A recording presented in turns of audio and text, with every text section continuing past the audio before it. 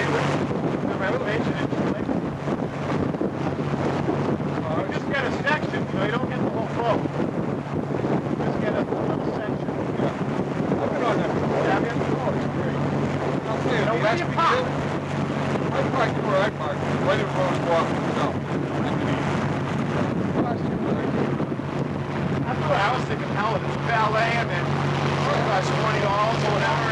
Yeah. Get on the boat and make it my ticket.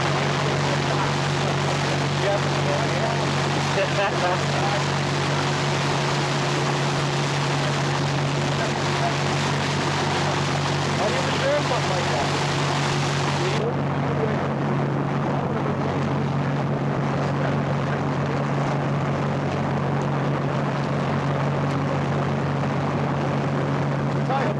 But I'm in the middle of the ocean. That thing is small in the ocean. You looking up at the aircraft bearings. I wish I could do on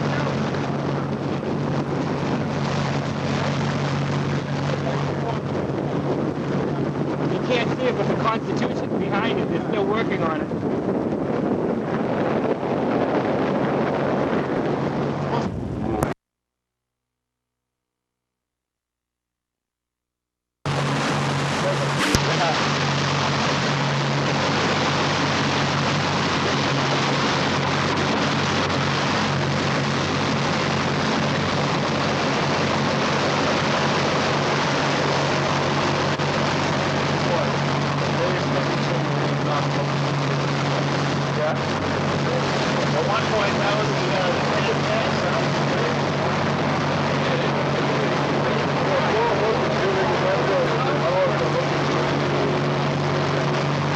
How would you know that? How would you know that? I remember. On file?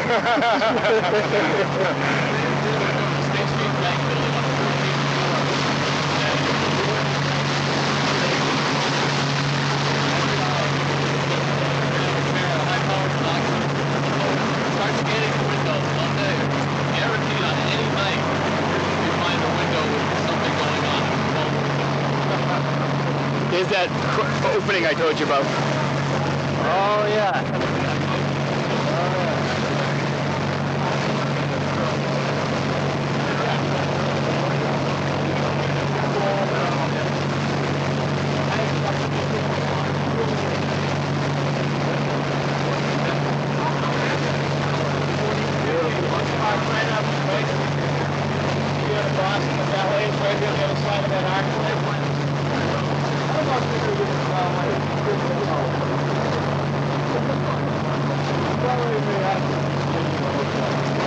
Drinking beer, smiling. Contest to see what airline you can tell how far out. TWA 747. Air Lincoln, Hotel West.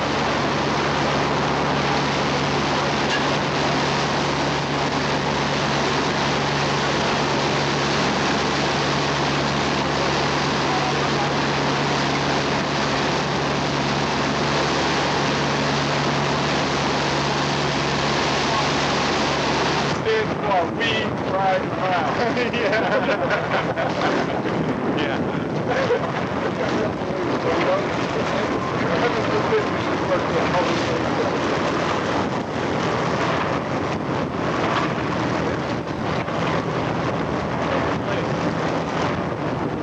More cement.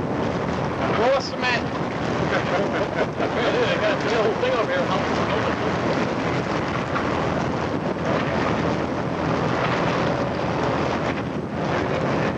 This fellow that I camp with works for Lynn Sand and Gravel.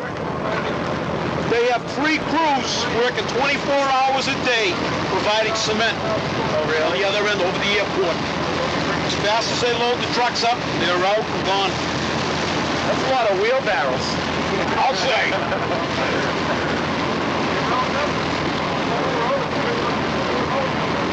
Say hi, Rob. Hi. How you doing? Beautiful day. Yeah, I was going to say that.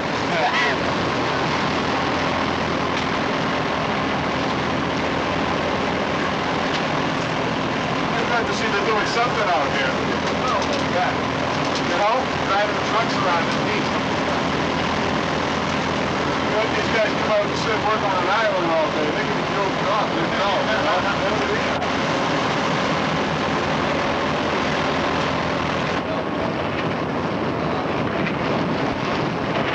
Now, yes, there is that. Combo light, acid stick shit. Sorry. Yeah, try some of the link. Yeah.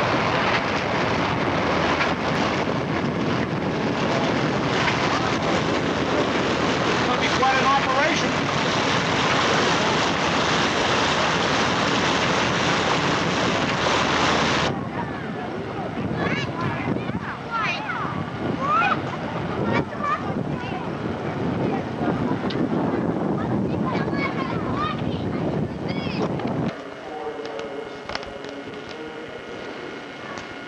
More light here. I can take it perfect in here.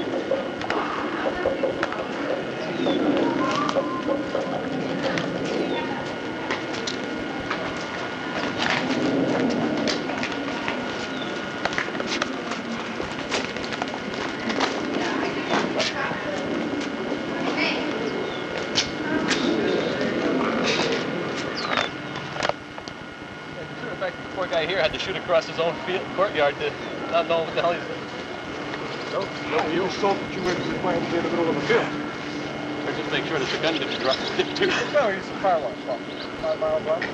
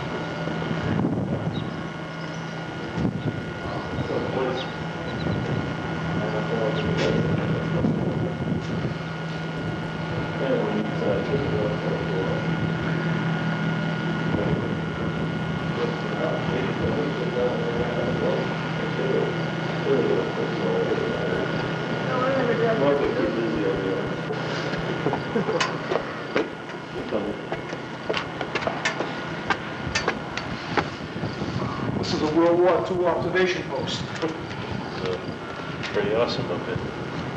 I'd say between this one and the one down there, I'd say these definitely do not go back to the 1800s. No, these were World War II observation posts because probably on the outside you probably have the old cannons from World War II artillery. You see it? You can't see anything from here. But they got a couple of, matter of fact, down in Lynn, they got two of the old observer towers that are up for sale. You want to buy them? We're going to bring them home. No, you live with the people with them, they make some places out of them. Oh, yeah.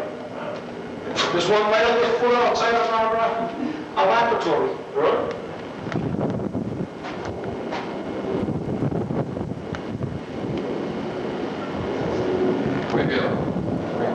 Yeah, well, yeah, you can figure out how to hide anything I see over here. Yeah. You'll see the railroad tracks. Yeah. See the rocks right there? Yeah. Always see folks. Okay. Always. And then they usually don't look on the heights just high enough to just run stuff fixing it. After they have to. Now, on the other side of this here, that's what they call Shirley's gut, right? On the other side? That is not going down to one. That's the hall right there. And then, where's point on? Right here. Right here. Oh, okay, yeah. That's the hall gut right there. That's how. And right where it was, you can see the high school right there. On the other side is will be the windows of one of the Coast Guard stations. He's still around. Canada right there. Yeah, I guess this is one on the hood.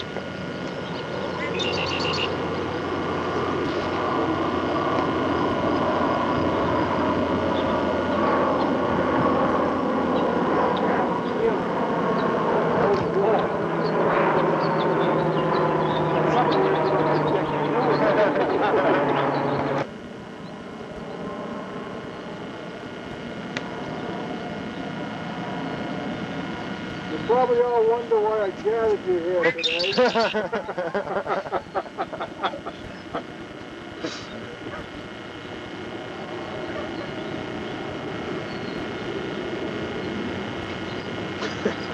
That's a hell of a gun.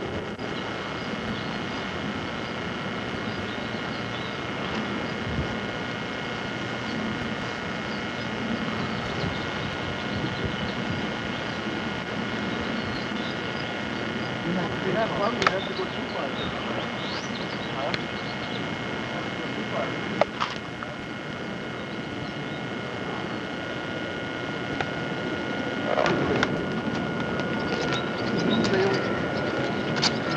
If they pull one of these guns out here, they can take hull out in 10 minutes.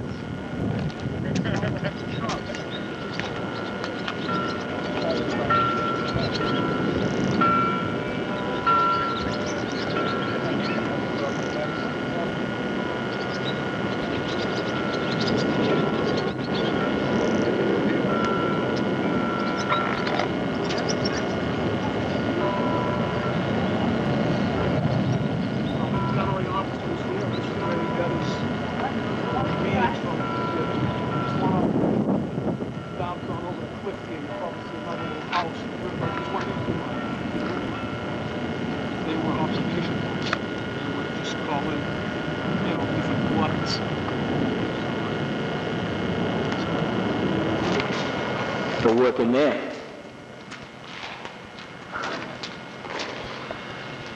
Down to 4 lux, Al.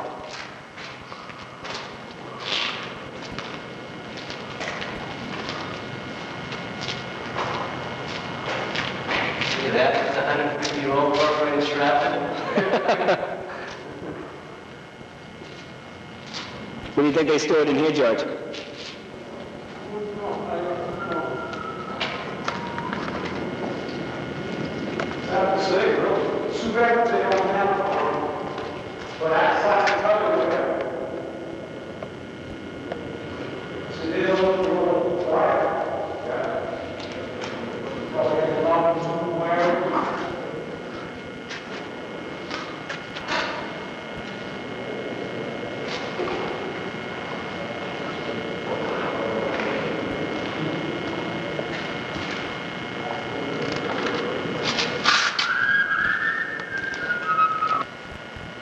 As good as a ball. Oh, that's better. Well, that one will go through. The ball, you might catch it. Holy jeez. Is that what is this the size of the gun, this diameter? Yeah, it would have to be. Yeah, that would have to be the bore. this is your barrel. You allow here for enough spin for the Gases? they call it. That's Yeah, the rifling of the barrel. So you had it probably down to here would be a shell casing. Taking pictures of all these things. They have casings, huh? I thought they just had... Some of them did, some of them, in other years, like we would shoot something not this big, but it would be that projectile. Really? It would have a slight break, but then you put in nylon bags, silk bags of gunpowder. Yeah. What's Pack pitching that in, points? slam it, and fire. When I was in the Army, the battleship Missouri, Oh, yeah. that used to operate by a rope around this. I was just underneath it, so they were firing 20 miles an hour just to be underneath it when those rounds come over. When Missouri fired a broadside with her 3 main cannons, that ship moved 18 inches sideways in the water. What are your thoughts? Moving that Missouri 18 inches sideways in the water. That's a recoil of those cannons.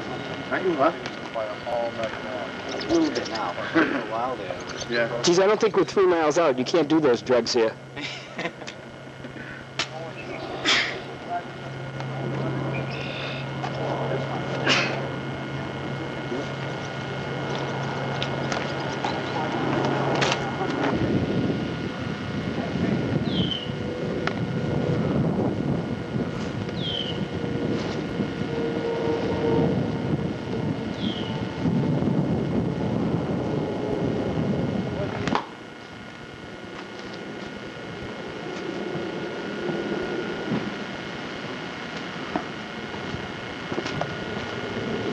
This would make a great homeless shelter, you know?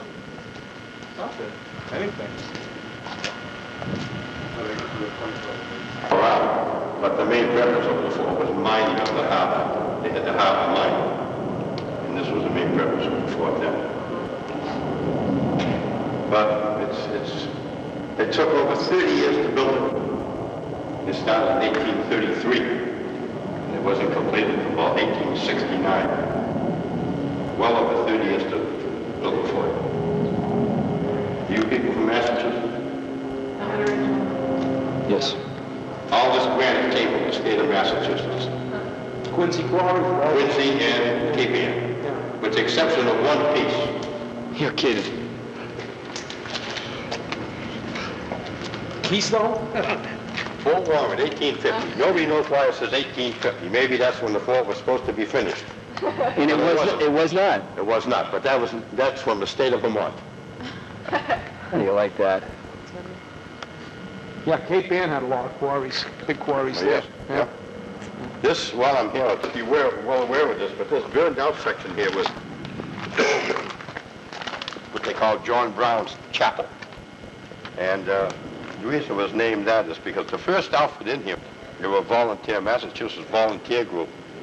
And they were called the Tiger Battalion.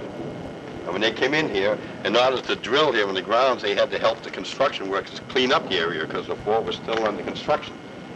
But anyways, in that group, there was one soldier by the name of John Brown. And they used to kid him about his name because the fellow had the same name. He was an abolitionist down in Harper's Ferry in Virginia. And he was hung 2 years before the Civil War started. 1849 or 1859. And they were kidding him about the name. And every time they'd be working, they'd come up with a little song that they had. They found an old hymn and they changed the words of the hymn to John Brown's Body. And as they'd be working and they'd be marching, they'd be singing this. Well, after this, they trained here, they left and went down to Baltimore and they were stoned and shot at. That's why there were so many political prisoners here from Baltimore, chief of police and mayor and things like that. Finally, they get down to Washington, D.C., and they march and be dress parade before the President of the United States. That's the guy that was the tallest president we ever had, used to wear a big stovepipe hat, you know. Abraham Lincoln, I think they call him. And they're marching before him and they're singing this song, John Brown's Body. Well, he was so enthused with the song and the tempo, how it spruced up the troops, that he appointed a woman by the name of Julia Ward Howe to change the words, to change the lyric on it. And we know it today as the Battle Hymn of the Republic. It started here. It started right here. In the late 70s, around 79 to 1980, when the fort was closed, this burned. They don't know if it was sabotage. I've heard that people had these little burners, hibachis there, but nobody knows for sure. But anyways, it's a shame because in there, on the walls, they had murals painted. During the recession of the 1930s, they had a WPA here in CCC boys training. And there was an artist in the group, and he painted pictures on the walls, pictures of the Sally Port. This is the entrance here. Pictures of that Tiger Battalion leaving here, going to war down south, and several other pictures. Of course, as you can see, everything is gone. Normal, I guess, but I like to go along with the version that Edward Rowe Snow had. Now, he was a gentleman that saved this fort here. In the 50s, this fort was bought by some disposal outfit. They were going to put hazardous waste here. So he talked the city of Boston to buy it. Anyways, getting back to Lady in Black, during the Civil War, I think it was June of 1861, this young fellow from Georgia by the name of Samuel Lanier was going into the service to fight for the South against the North, and he was going to win the service in a short period of time. So he got married, and 2 weeks after he got married, he was in the service. Several months later, he was captured down south, and he was shipped up to this big Bastille up here on Georgia's island, Fort Warren, POW camp, prisoner of war camp, and held here.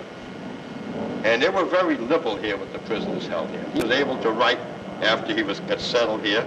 He was able to write home to his family, to his wife, just about where he was and just about where he was located in the fort itself. And he was held over in the building outside of the fort here called the Corridor of Dungeons. And there was 200 or 300 prisoners in there with him. So his wife finally received a letter, and she decided, well, I'm going to go up and I'm going to see my husband.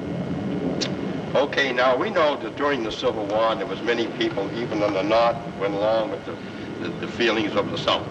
She came up here and she went across over here to Hull where she had friends, and she stayed with the friends. She stayed over there for about a week or two, surveying the fort. She was able to tell with the binoculars when the guards were going on duty, what times they would change, what time that they would meet in the center of their parole, the center of their patrol, and move either way. She had it all times. So in January of 62, about the 25th of January, it was a rotten night. She was rowed across from Hull, not that far across here, and she docked the boat right down here to the left of where you came off the boat from Boston. And she hid in the weeds. It was raining like a son of a gun, and she could see the patrol, the guards going back and forth. And she'd wait until they'd meet in the middle and then split, and she'd move up. This took several periods of time, but she finally got up right outside the Corridor of Dungeons. And then she says, how am I going to contact my husband? So they evidently had a little song or a little whistle or some kind of a noise that they had prearranged, and she used that. She had to use it 2 or 3 times and wait for the guards to go back and forth. Finally, she was getting discouraged. She happened to look up and she saw a line of bed sheets and bed clothing coming down out of the slit in the Corridor of Dungeons, which is roughly 7 inches plus. And she tied it around her waist, and she was hoisted up inside there and wiggled and squeezed right through that little space like that. If you go out, you can see how wide they are. Just a little wider than these slots over here on the side. So after the great embrace with her husband and the other soldiers standing there looking amazed that a woman is there, they weren't sure at first because she had man's clothing on. She had her hair cut very, very short, like a boy, like a man. So instead of then getting out of there with her husband, going back and getting on the boat, going to Hull and getting out of here, they decided on a great plan. And the plan was this: well, while we're here, you came in with this little pepper box pistol in your pack. You've got this little, I call it a grub hoe, it's a short-handled pick she had. Since you're here with that, it's something we can use, put it to our advantage. Why don't we start digging a tunnel? And we'll get inside the fort get over to the magazine section over there, overpower the guards, and take over the fort. And we can release all the southern prisoners. That was the plan. So they started digging. Now this digging went on for several days, maybe 2 weeks, maybe longer than that. And they could only do so much at a time because they had to hide the dirt. They'd wait for a windy night, they'd take the dirt and throw it out the windows. The wind would blow a lot of dirt away. They covered dirt with just their bodies when the guards would come around. Finally, they figured they were getting near the end of their digging of the tunnel. And they're digging on one night, and they took that pickaxe and they hit some kind of granite over there on the end of the magazine. Actually, that noise alerted the guards on duty, and they called for a mass shakedown of the entire fort. All right. They traced back, the camp commander, Colonel Justin Dimmick, traced back right into the corridor of dungeons, called everybody out. Now, there's about 200 prisoners of war there. Called them all out and counted, and there was 12 missing. Well, what happened was those 12 were inside the tunnel digging with Melanie, which made 13. So the colonel went down to the tunnel, he hauled it, he says, okay, he says, the game is up, or whatever terminology he used. Come on out, you've been discovered, that's it. So Melanie and the husband made a quick decision. All right, you 12 go out. I'm going to stay in here. I'm not supposed to be. Nobody knows that I'm here. I've got this little pistol. You go out, and when everybody is off guard, I'm going to sneak out, hold the pistol on the camp commander, and take over. That was the plan. So out came the 12, and the count was taken again. Perfect. Just at the completion of the count, out came Melanie. She's holding the pistol. She points it right at the camp commander. Well, then the camp commander, who must have been a brave man, him and the rest of the guards moved up towards Melanie. She kept saying, I'm going to shoot, I'm going to shoot, I'm going to shoot. When he got a certain distance from him, you could see her finger move, and camp commander, Colonel Justin Dimmick, slapped her hand, the gun with that. The gun exploded, a piece of shrapnel, and right through the head of her husband. He fell dead right there on the dirt floor of the corridor of dungeons. Okay? He was buried here on the fort. At one time, there were 2 cemeteries here. He was buried here. So the camp commander says it's a time of war. You're a spy. You're going to be held as a spy, as a traitor. You're going to be held. So her execution was planned for 2 weeks later on. When the day came, she says, well, okay, can I have one last request? The request was granted. I don't want to be buried in the clothing of a man. I want to be dressed as a woman. I'm a woman. I want to die as a woman. They had no females here or women on the fort at all. But they did have plays, and the plays have a theater. And the theater usually has a screen or some kind of a cloth in the front of it. They found a piece of black cloth, made it into a cape, and that's what she put on, and she was hung here on the island. And that's the story of the Lady in Black. Now, since that time, like you said, I've read it, I've been told that people have come down here, walking through the Sally Port in the wintertime. They see women's footprints in the middle of the parade route. They don't start here, they don't end any place. They assumed that it's the Lady in Black. When this all happened, there was a sergeant from South Boston by the name of Dave Cassidy.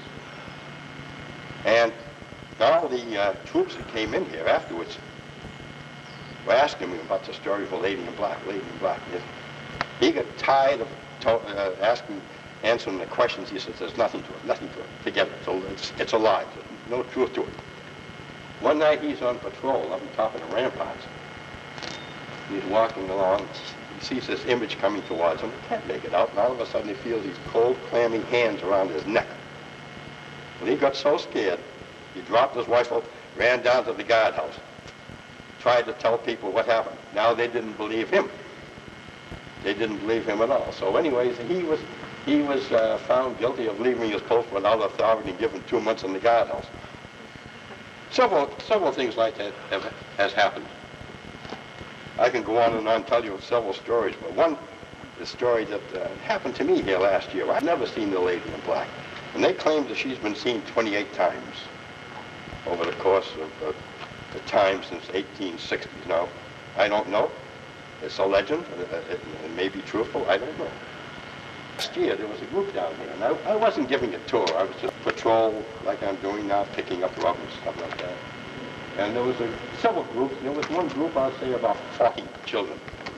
And they had 3 or 4 chaperones, all leaders, whatever you want to call them. And I came through here, and I'm walking across the parade ground, and then 40 kids were over that part of the fort. And they're screaming and hollering and running like a son of a gun. I said, well, what's this all about? Geez, I happened to look up on top of the wall, and there's this body walking back and forth, dressed as a lady in black. Black, cape, over their head all the way down. I couldn't see the shoes at all. Everything was black. She was walking on. Well, I wasn't concerned about the lady in black, but I was concerned about the body walking back on top of the wall. So I went over there, and I posted, and I saw it was one of the chaperones from that group. And I just told her to get off the wall. There was no problem at all. All she was doing was entertaining her own group that she had, the 40 kids. See? So after a period of time, they left, and that was the end of it. And it was like it is right now. The majority, the 400, 500 that just left on the boat before it, and there was only a few on the island. And I'm walking along, I'm walking the island. Way over the other side, there's that long tunnel over there, that dark tunnel we always take the kids through. I've been through there hundreds of times. And it's about 40 feet long, and you go into the thing, you can't see anything until you're way down near the end of it. I've been through it 100 times. So I continued walking. Walls were splendid today. Would you like a martini? No. Yes, I'd love one, but I don't have the time for one, unfortunately. Cold beer? No, I gotta run. I really do. I gotta be back in Franklin at 5. Doctor's office. How you been? Yeah? That's good. You're gonna get blown. The pedal will be to the metal, let me tell you. I think you're gonna beat them on... You know, I really missed you. Did you really? I really missed you. Yeah, I bet you did. You know? I bet you did. What happened? I figured you'd be here. No, you know, gotta work. You, Betsy, you know, it's just not the same. Well, I tell you.